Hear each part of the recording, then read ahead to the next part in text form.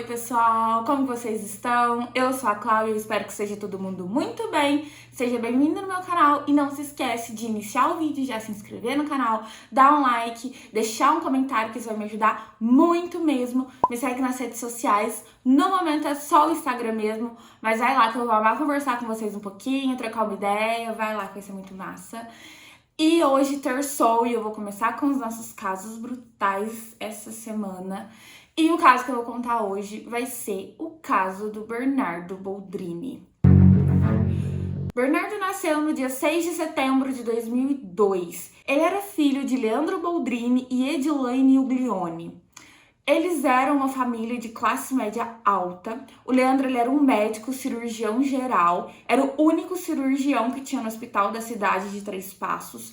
E a mãe dele, Edilaine, era a enfermeira ajudante do pai. Em conjunto, eles tinham um consultório médico, onde a Edilaine ajudava o Leandro como enfermeira lá. Então, eles tinham esse negócio em comum, eram sócios. Eles tinham em torno de 1,5 milhão de bens acumulados. Era uma família rica. O Bernardo era um menino extremamente carinhoso, ele era um menino muito esperto. Desde novinho ele já demonstrava o quão amoroso ele era. Ele realmente, gente, nos vídeos você vê que ele é muito carinhoso, muito sorridente. O sorriso dele cativava todo mundo. Os professores da escola falavam que era um amor de pessoa, um aluno exemplar que teria um futuro brilhante devido à inteligência dele. Então, assim, era aquela família bem estruturada, perfeita. Porém, no ano de 2010, quando o Bernardo tinha 7 anos, os pais estavam passando por um processo de divórcio, eles começaram a ter alguns problemas. O Leandro estava supostamente traindo a sua esposa e ela começou a desconfiar, então eles decidiram terminar, fazer a partilha de bens, que seria uma partilha que ia dar um pouquinho de trabalho, porque envolvia muito dinheiro, e quem tem dinheiro não quer perder nenhum real, e era isso que o Leandro não queria. Estava em jogo também uma pensão de 8 mil reais que o Leandro deveria pagar para a Edilaine. Então, tudo isso estava em jogo. Então, numa manhã de 2010, a Edilaine foi até o consultório, que era dela e do esposo. Ela falou para a secretária não deixar ninguém entrar na sala e mostrou uma arma para ela. A Edilaine entrou dentro da sala do Leandro e lá se ouviu uma pequena discussão e logo teve o barulho de um tiro. O Leandro saiu correndo e pediu para a secretária suspender todas as consultas daquele dia e ele saiu correndo. Então, supostamente, foi constatado que a Edilaine se suicidou dentro da sala do Leandro. Supostamente porque depois disso vai ser melhor investigado. Com 7 anos, o Bernardo perdeu sua mãe, ele ficou extremamente arrasado porque ele tinha muito afeto por ela, então passou a morar só ele e o pai. O pai logo afastou o menino da avó materna. A avó amava muito o Bernardo, amava mesmo.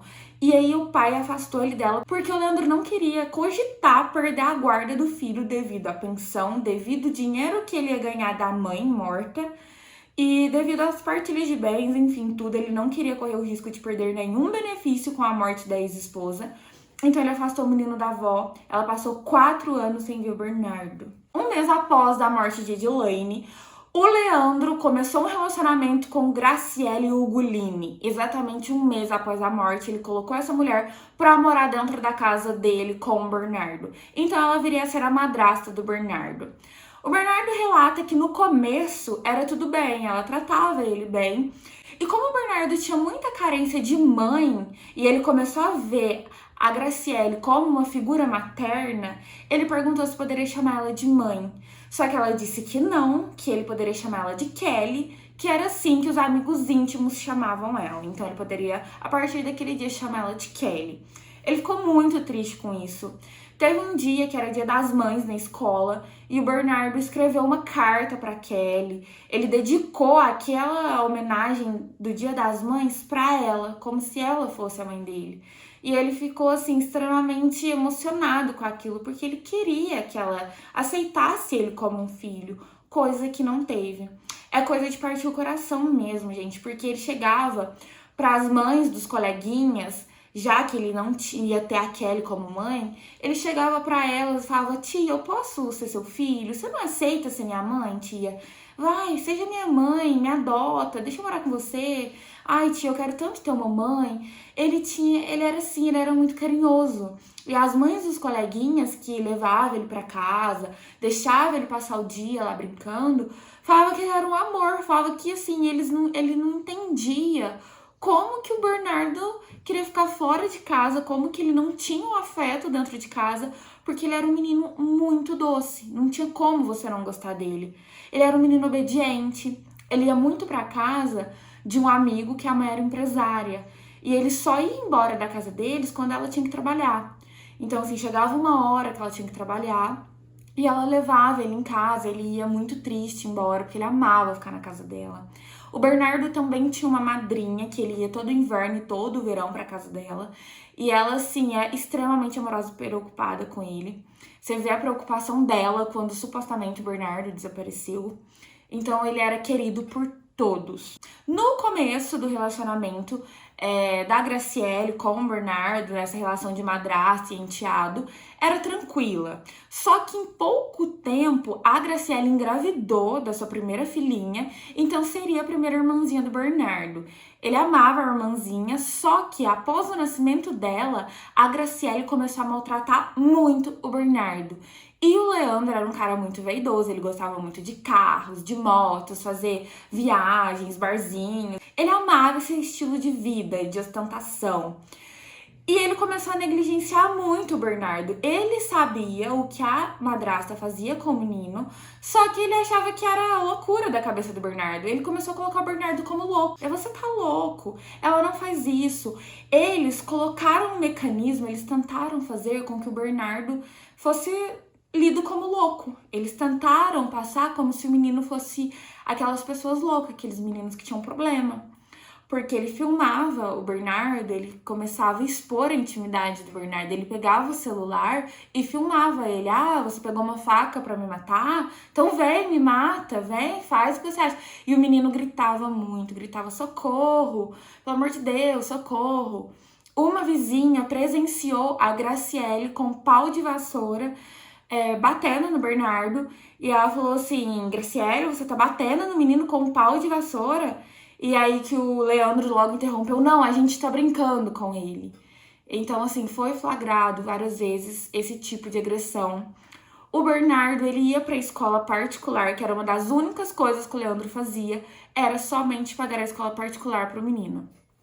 O Bernardo, ele usava roupas largas, roupas velhas. O que o pai não queria mais, o Bernardo pegava. Então ele usava roupa extremamente velha e extremamente grande. Ele era um menino de 11 anos usando roupa de um cara de quase 40.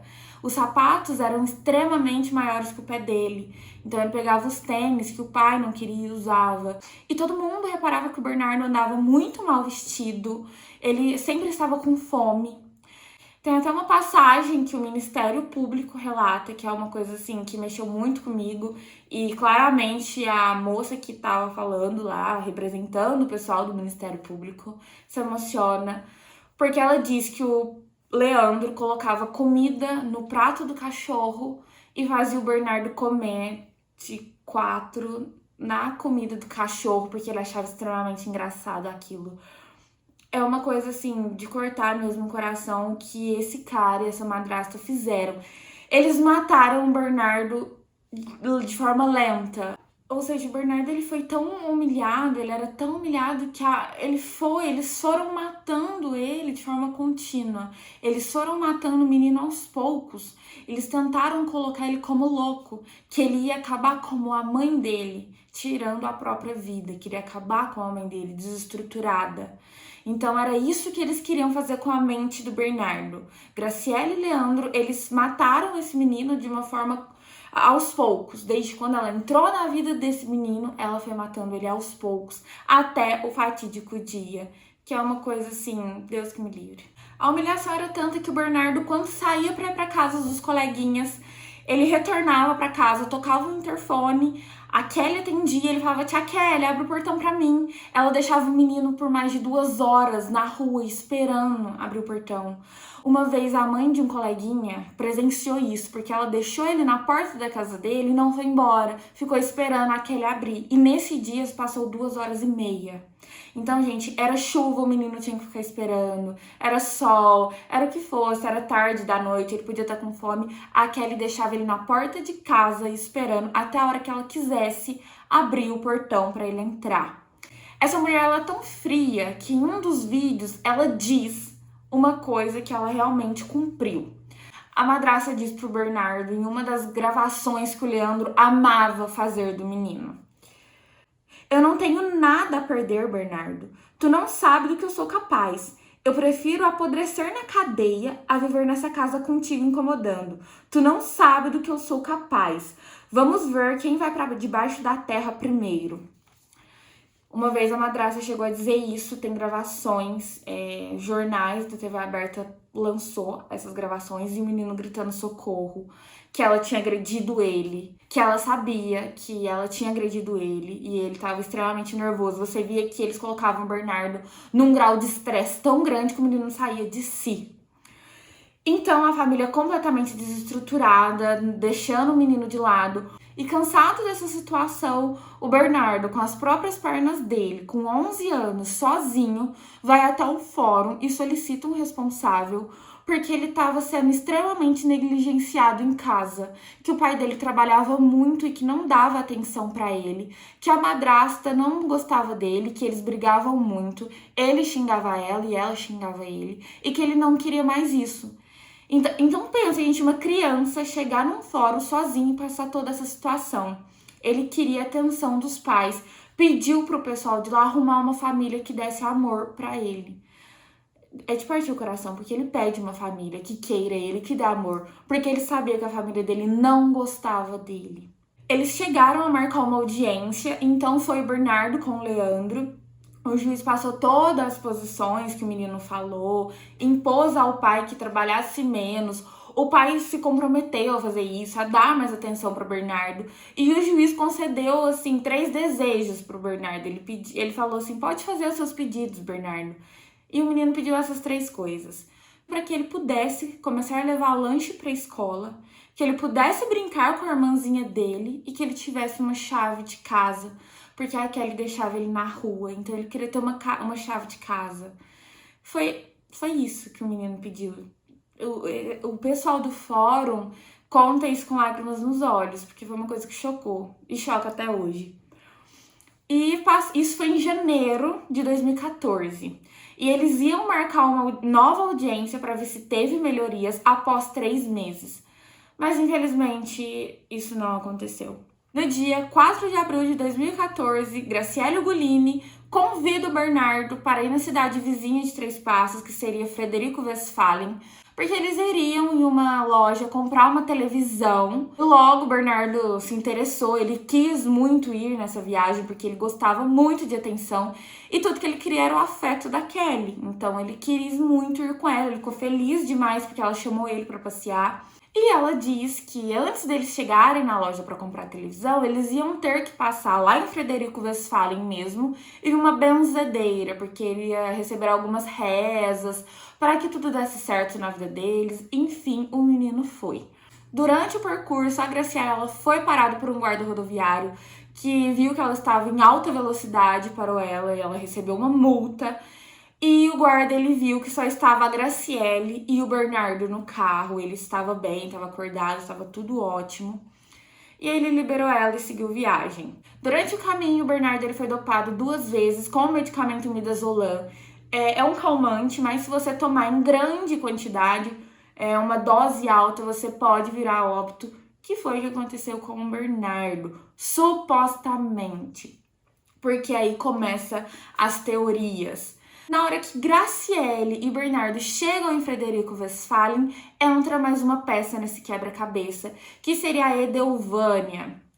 Edelvânia era uma amiga muito próxima de Graciele. Elas eram amigas desde a época de faculdade. Ela era uma assistente social. Não se sabe quanto que ela ganhava com essa profissão de assistente social, mas se sabe que ela precisava de dinheiro para comprar uma casa e ela topou participar desse crime por 90 mil reais e ela recebeu um adiantamento de 6 mil.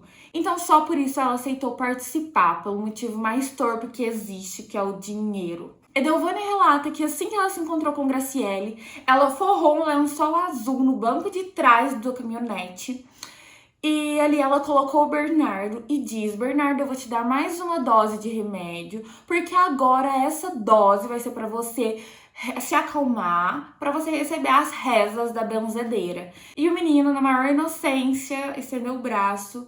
E a Edelvânia diz que ali a Graciele deu uma alta dose do midazolam no braço esquerdo do garoto, onde ele apagou completamente. 2 dias antes do crime, o irmão de Edelvânia Virganovics, que seria o Evandro Virganovics, abriu o buraco para elas enterrarem o Bernardo, coisa que já deixa claro que o crime foi premeditado. Então ele vai e faz a parte dele, que seria somente abrir o buraco. Então, assim que a Graciele aplicou todo o medicamento no Bernardo, elas já foram até a mata desovar o menino. Elas jogaram o Bernardo lá. A Edelvânia diz que a Graciele não conferiu se o menino realmente estava morto. Então, não se sabe se o Bernardo morreu antes ou depois de ser enterrado. Porque quando elas jogaram ele no buraco, elas jogaram muita soda cáustica. Então, quando os peritos acharam o corpo do menino, já estava assim só os restos. Não se sabia se os medicamentos tinham sido via oral ou se tinha sido por injeção. Só se confirmou que tinha sido por injeção, porque a Edelvânia falou, mas por perícia não tinha sobrado muita coisa do menino, infelizmente. Elas tentaram fazer o crime perfeito aí, diluindo os ossos, a pele, tudo com a soda cáustica. Mas graças a Deus não deu certo, porque senão elas não teriam sido presas. 2 dias após esse crime bárbaro, o Leandro Boldrini liga em uma rádio local lá de Três Passos e informa que o Bernardo estava desaparecido. Essa ligação para a rádio foi, assim, um desastre, porque aí você vê o quão frio o Leandro é como pai. Ele ligou na rádio, disse: olha, tem um menino desaparecido. Aí o radialista pergunta: quem é esse menino? Como ele estava? Aí o Leandro diz: eu não sei com que roupa que ele estava. Talvez ele estava de uniforme, eu não sei. Frio, indiferente. O cara perguntava: quantos dias ele está desaparecido? Ele 2, 3 ou 4, não sei. E aí ele fala: o garoto saiu de casa, o garoto fugiu, o garoto desapareceu. Ele não usava o Bernardo como seu filho. Então o radialista pega e fala: você conhece esse menino? O radialista fala: olha, tem um número do telefone que a gente pode te ligar. Ele fala: não vou passar meu número não. É mais fácil ligar pra polícia que dá na mesma coisa. E aí o radialista ele já começa a falar: cara, quem que é esse homem? E ele pergunta: ele mora com você? E o Leandro diz: sim, ele mora na minha casa. O radialista pergunta: o que você é dele? Ele é meu filho. Ele só disse que era o pai do Bernardo porque o radialista deu um enquadrado nele ali que não tinha como ele sair. É aí que ele mostrou o quão frio ele é. Ele é e era e vai ser, porque nem no julgamento o Leandro esboça algum tipo de emoção. O julgamento do quarteto ocorreu no dia 12 de março de 2019. Infelizmente, a avó do Bernardo não conseguiu ver o julgamento dos réus, porque ela morreu em 2017. Ela só sofreu, coitada, porque ela perdeu a filha, depois perdeu o neto. Então, infelizmente, ela não conseguiu ver a condenação desses 4 idiotas. Foi o depoimento da Edelvânia que condenou os 4. Foi através do depoimento dela que os 4 foram presos.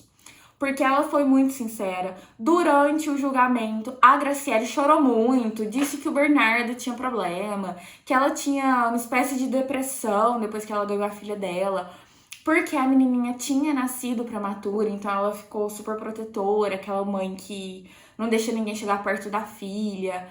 Mas isso não justifica. Ela disse com a própria boca dela que ia colocar o Bernardo debaixo da terra, e foi o que ela fez.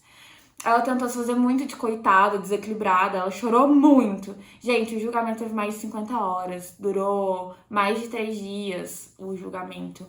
Então foi extremamente cansativo.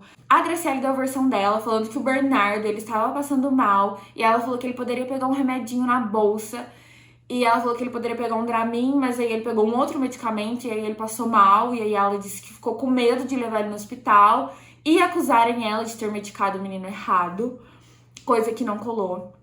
O Leandro disse que não sabia do que estava acontecendo, que ele trabalhava muito e ele não sabia que o relacionamento do Bernardo com a Graciele estava tão mal assim, e que ele realmente não sabia.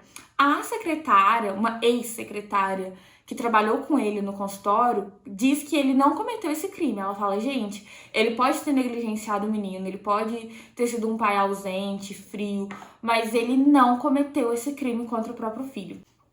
É a versão dela contra o mundo, porque claramente o Leandro ele estava ciente desse crime. Porque após o crime, ela cometeu o crime e era 2 horas da tarde. E naquela noite eles foram para uma festa eletrônica juntos e estavam super felizes. A própria proprietária do evento, que organizou tudo, confirmou a presença deles na festa, diz que eles estavam lá e estavam super animados. Então, ou seja, naquele dia o Leandro não tinha visto o filho, passou 2 dias sem ver o garoto e ele ligou daquela forma, nada desesperado, na rádio. O padrinho do Bernardo ligou pro Leandro, disse, cara, seu piá tá desaparecido, e você tá assim, a Graciele bateu nele, e ele manda o cara ir a merda. Então o Leandro era uma pessoa extremamente arrogante, difícil de conversar com ele. Ninguém gostava de falar da vida íntima do Leandro, porque ele não dava muita abertura. Então, no julgamento, ele se fez de desentendido, que ele não sabia de nada. O irmão da Edelvânia, o Evandro Viganovics, disse que só estava por perto daquela mata porque ele foi pescar naquele dia, que ele nem tinha aberto cova nenhuma, que ele só foi pescar. Mas um biólogo constatou que no rio que tinha lá perto não tinha peixe. Então, ele caiu do cavalo. O Leandro também disse que tinha ido pescar naquele dia. E adivinha o rio que ele falou? Esse mesmo riozinho que o Evandro tinha dito que estava, ou seja, todo mundo aí mentiroso, porque não tinha nem como ter peixe naquele rio. O Leandro, pai de Bernardo e mentor intelectual do crime, foi condenado a 33 anos e 8 meses. Graciele Ugolini, madrasta e assassina de Bernardo, foi condenada a 34 anos e 7 meses. Edelvânia Virganovics, cúmplice e condenada a 22 anos e 10 meses. Evandro Virganovics, também cúmplice, foi condenado a 9 anos e 6 meses. Lembrando que depois do julgamento, o Evandro entrou no regime semi-aberto e ele já começou a ter todos os benefícios que a gente sabe que todos os presos que não deviam ter benefício nenhum têm.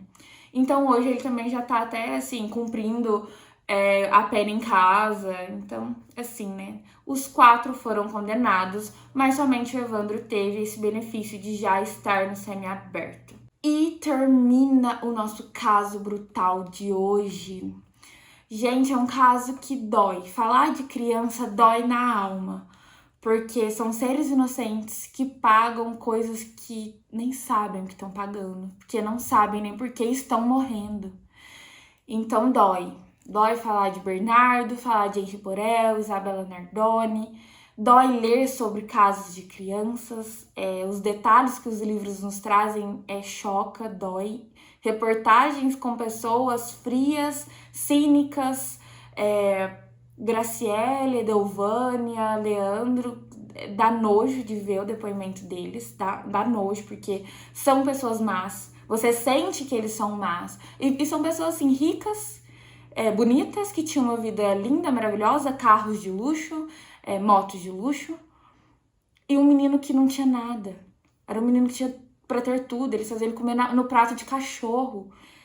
O caso do Bernardo me dói muito, me dói na alma ler sobre ele. Tem a Lei Bernardo, que foi apoiada pela Xuxa, e tem que ser apoiada mesmo. Eu espero de coração que eles cumpram a pena o máximo que a justiça conseguir, porque a gente sabe que 34 anos vira 20, que vira 15, que daqui a pouco tá no semiaberto, que daqui a pouco tá livre praticamente. Mas eu espero de coração que a mente deles, a consciência deles, pese na vida dele todos os dias, que eles não passem um dia sequer sem pensar no crime que eles cometeram. Esse é o meu desejo de coração para esses 4. Fiquem com Deus, pessoal. Um beijo e até mais.